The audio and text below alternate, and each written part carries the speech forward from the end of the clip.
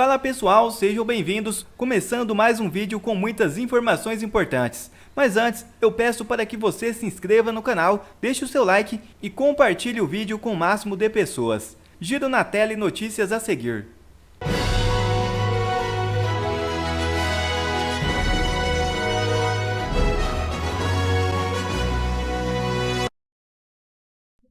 Militares que ficaram em silêncio a depoimento na PF querem acariação e confronto a Freire Gomes e Batista Júnior. Entenda.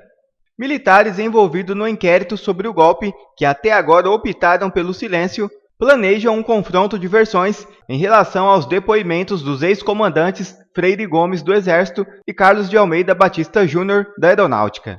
Um dos alvos que indicaram a intenção de seguir por esse caminho é o ex-chefe da Marinha, Almir Garnier Santos. De acordo com os relatos de Freire Gomes e Batista Júnior, ele foi o único dos comandantes das Forças Armadas a concordar com a proposta de golpe de Jair Bolsonaro e afirmou que colocaria suas tropas à disposição. Garnier permaneceu em silêncio durante os interrogatórios conduzidos pela Polícia Federal no mês passado. Agora, planeja solicitar à sua defesa que marque um novo interrogatório para apresentar a sua versão dos fatos. Em conversas com pessoas próximas, Garnier tem negado que tenha visto a minuta golpista durante a reunião com Bolsonaro e Freire Gomes. Segundo o ex-comandante do Exército, no entanto, o assessor especial da presidência, Felipe Martins, teria lido um texto com os fundamentos jurídicos da minuta de golpe. O general relatou à PF que Bolsonaro apresentou uma versão dos documentos em outro encontro, indicando a decretação do estado de defesa e a criação da Comissão de Regularidade Eleitoral, destinada a apurar a conformidade e legalidade do processo eleitoral. Segundo Freire Gomes, Garnier e o então ministro da Defesa, general Paulo Sérgio Nogueira, estavam presentes. Nogueira, outro investigado, também indicou a aliados sua intenção de pedir um novo interrogatório à PF, para confrontar as versões apresentadas até o momento, após silêncio na primeira intimação da PF. Tanto Freire Gomes quanto Batista Júnior detalharam em seus depoimentos que Nogueira conduziu uma reunião na sede do Ministério da Defesa, em 14 de dezembro de 2022. Sem a presença de Bolsonaro durante o encontro, Nogueira teria apresentado uma minuta de decreto de golpe. O chefe da Aeronáutica relatou que na reunião, Nogueira mencionou que tinha uma minuta e que gostaria de mostrá-la. Batista Júnior então questionou: este documento prevê a não posse do novo presidente eleito. Segundo o brigadeiro, o ministro da Defesa ficou em silêncio, e ele e Freire Gomes se recusaram a analisar o conteúdo da minuta. Os investigadores afirmaram que se os alvos solicitarem novos depoimentos, os pedidos serão analisados, mas ressaltaram que atualmente não há interesse, pois eles já tiveram oportunidade de se manifestar. Ué, mas aí eu pergunto, e o direito à defesa? Agora tem novos fatos. O nome deles foram citados pelo general Freire Gomes e pelo comandante da Aeronáutica Batista Júnior. Eles têm o direito à defesa. Como assim agora não tem mais interesse de ouvir eles? E a outra versão da história? Será ouvida só apenas uma versão? Será que é porque é a versão que eles queriam ouvir? É a versão que interessa a eles? Está aí o depoimento, né? Depoimento que realmente existiu, que não dá para tirar ilações, né? E a gente vê que está se estudando aí o crime que não houve, o suposto crime que não houve, se é que era um golpe e não uma saída estudada como estratégia no caso de ficar comprovado que tivesse fraude. Tanto que ele ouviu, segundo os depoimentos aí, ele ouviu o advogado-geral da União que disse não tem nada, não houve nenhuma fraude que pudesse ser comprovada, então tirou o time. Falou no outro dia, dizendo que ia começar a transição, que estava aberto para ajudar na transição, e foi em frente, né? É um dever de alguém que está ocupando um cargo político e um cargo de poder, um cargo importante, estudar todas as estratégias no caso de adversidade, de fatores adversos, né? É dever. Estuda as estratégicas, se acontecer isso, a gente faz aquilo. Se acontecer comprovante de fraude, a gente apela para um estado de sítio, estado de defesa, depende do Congresso, consulta um conselho de segurança e tal, né? Porque isso aí não é decreto presidencial, só isso, não, tem que consultar, né? É o que diz a Constituição. Então, em suma, estamos tratando de um golpe que não houve e de medidas constitucionais que não aconteceram, porque o fator adverso não foi comprovado, não houve, ninguém pode dizer que houve fraude na eleição, porque ninguém comprovou nada, né? Assim como ninguém pode chamar ninguém de criminoso se não houver prova, ninguém pode prender se não tiver a prova de que ele fez realmente, cometeu realmente um crime, né? Assim que funciona no Estado democrático de direito e no devido processo legal. Enfim, agora a gente sabe quais foram os depoimentos, não fica dependendo de vazamentos e ilações, etc.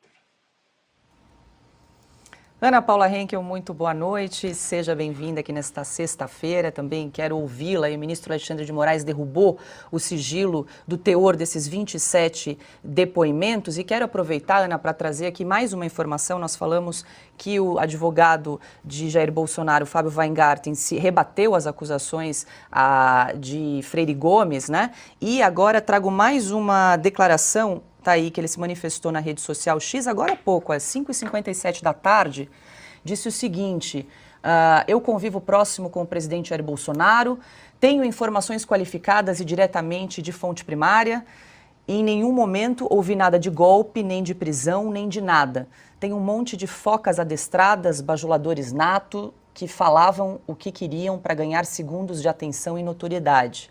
Quando apertados, se escondem ou se portam feito melhores amigos de infância de quem sempre repudiaram.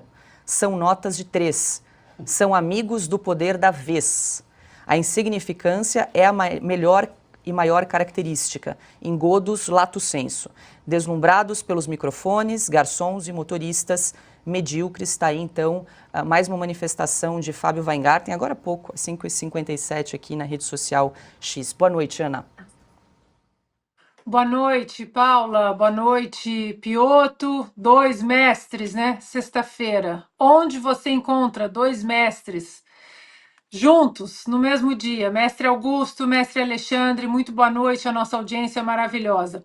O Fábio, ele falou uma frase, colocou aí nesse tweet, né? Nesse post na rede X, uma frase que é perfeita e que eu acho que resume tudo, Paula. São amigos do poder da vez. É exatamente isso que acontece. Nós vimos isso durante 4 anos da administração do presidente Bolsonaro e logo depois, ou até diria um pouco antes, Paula, ali na campanha presidencial, muitas máscaras começaram a cair porque os amigos do poder da vez estavam fazendo, né, o jogo dos dois lados. Deixa eu rodar os 2 pratinhos aqui, o que cair, eu corro para o outro lado. E é exatamente o que nós estamos vendo. Agora, é engraçado, né? O Alexandre de Moraes, o ministro, falar em sigilos, né, vazados. Ele que coloca para a imprensa, ele que manda diretamente para membros da imprensa, da outrora grande imprensa, hoje velha, carcomida de joelhos ao sistema, ele que seleciona trechos de depoimentos exatamente para que o apito, né, seja soado e aí todos aqueles que entendem que as narrativas precisam ser eternizadas comecem a fazer o seu trabalho. Agora, estamos em 15 de março de 2024.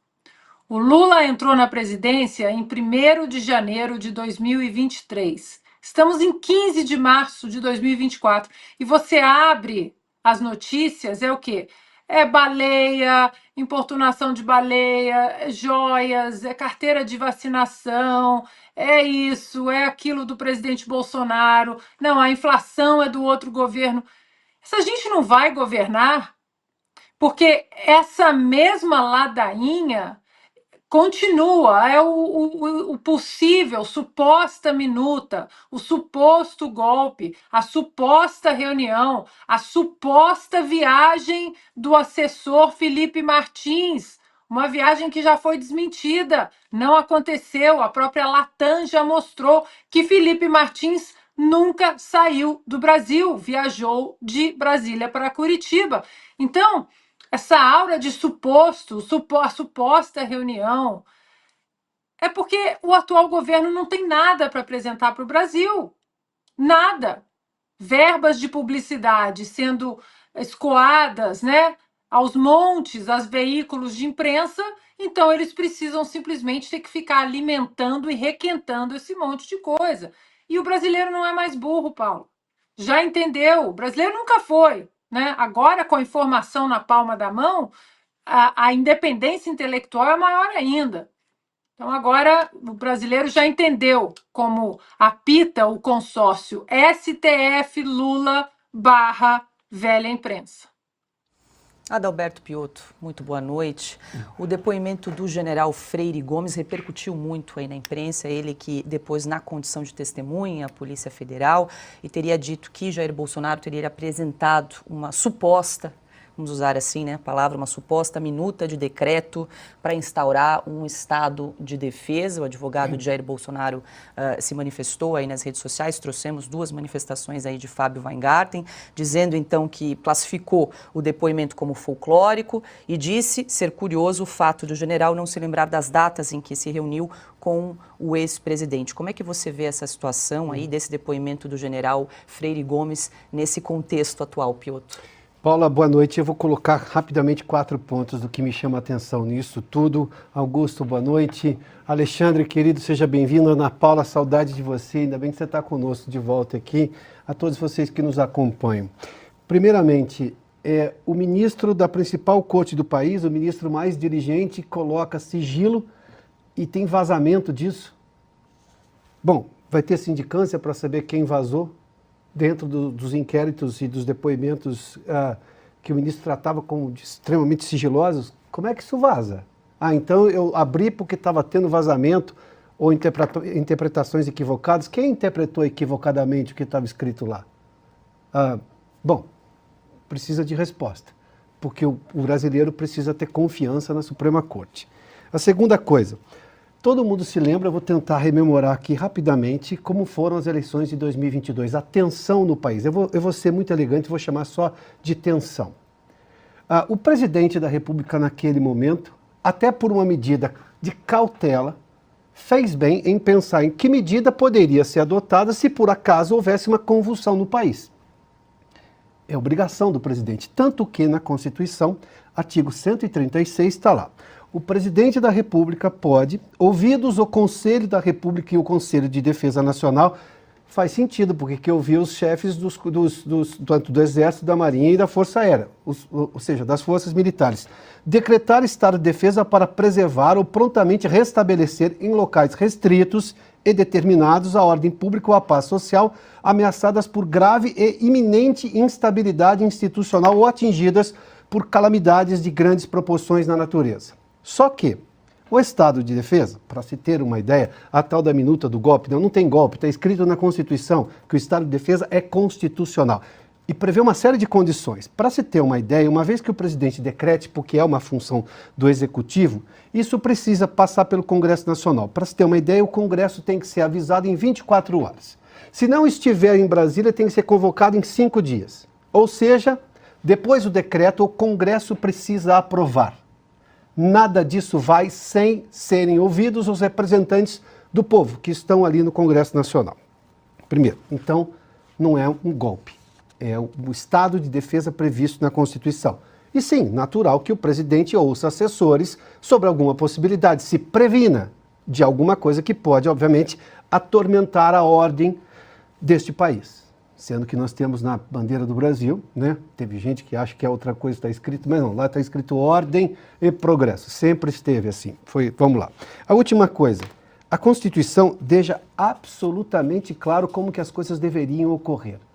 Onde é que o presidente da República teria, eu obviamente não posso falar aqui pelo presidente Bolsonaro, mas olhando pelos fatos e todas essas divulgações, o comandante do Exército vai lá e diz assim, fui ouvido sobre isso.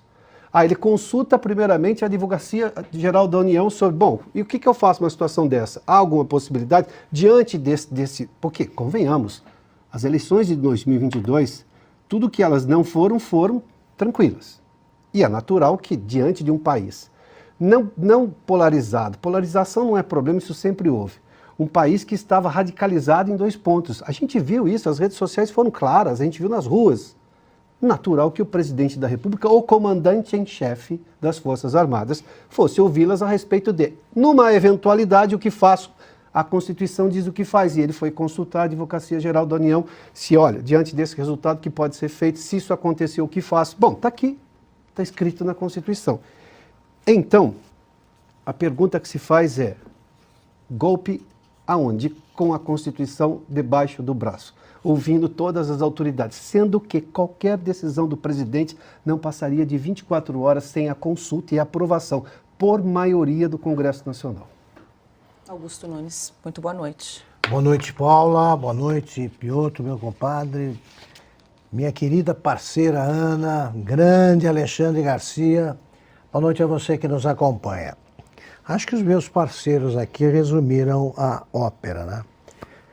O golpe efetivo foi dado quando instituições que não podem se meter em política adotaram uma candidatura, subverteram o sistema legal, o sistema acusatório, ignoraram a Constituição, agiram como partido político e colocaram o Lula na presidência. Isto é o golpe pelos critérios dele, então, golpe evidente. Como já foi explicado aqui, eu nunca vi um golpe de Estado que precisa da autorização do Congresso. E já está explicado aqui que precisaria. Essa minuta trata do Estado de Defesa, possibilidade do Estado de Defesa, e olha aqui, sobraram motivos na campanha eleitoral de 2022 para que um dos candidatos se julgasse golpeado, né, por quem deveria manter a segurança jurídica. Sobrado. O presidente da República, que era um dos candidatos, nada mais fez do que, como resumiu muito bem o Alexandre Garcia, examinar a possibilidade de recorrer à Constituição, tá?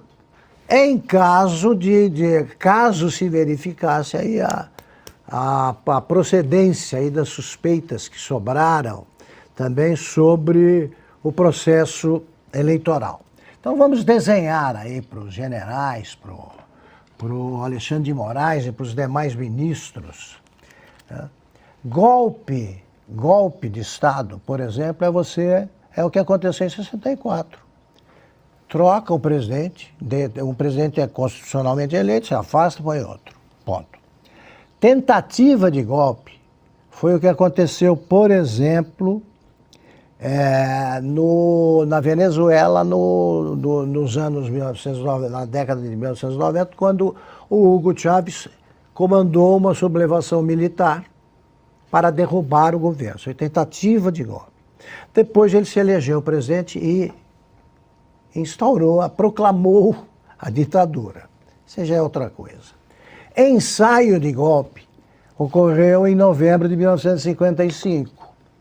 O vice-presidente Carlos Luz, que assumira com a morte, com o suicídio de Getúlio Vargas, ele fingiu que estava doente, recolheu ao hospital, para que a presidência fosse assumida pelo deputado Carlos Luz, presidente da Câmara, contrário aos getulistas e ao Juscelino Kubitschek, já eleito. Tentou impedir que o Juscelino fosse presidente, afastando o general que era ministro da Guerra na época, que garantia a legalidade, que era o Lott, Henrique Lott. O Lott já tinha aceitado a demissão, quando aconselhado por outros generais que queriam manter o Estado de Direito, ele reassumiu, afastou o Carlos Luz, se empossou o Nereu Ramos, que era o presidente do Senado, e vida que segue. E os golpistas perderam e o Juscelino acabou se tornando presidente eleito pelo povo. Isso aí que estão falando de minuta de golpe, eu quero saber como é que é uma minuta. Se a gente combinar aqui, vamos fazer uma minuta para contar como é que foi esse programa aí. Né? No fim a gente faz. Minuta é o esboço do texto definitivo. Então você põe tudo lá. Você não diz só como é que o Estado de Direito você pode recorrer ao Estado de Direito, nada. Você tem que ser mais detalhado. Né? Você precisa detalhar a coisa. Quem é que ia participar do golpe?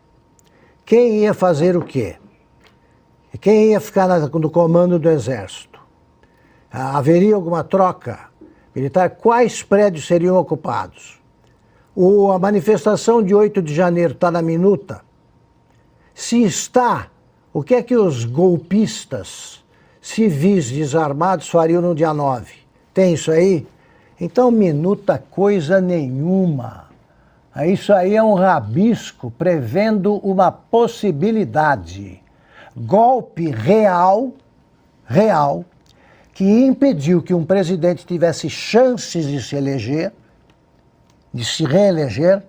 Esse foi dado pelo consórcio, pelo Poder Judiciário, em aliança com o PT e os outros partidos que apoiavam o presidente Lula.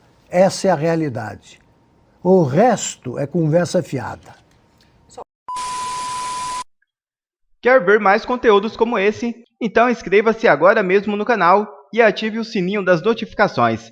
Assim você não perde mais nenhum conteúdo que é postado aqui no canal.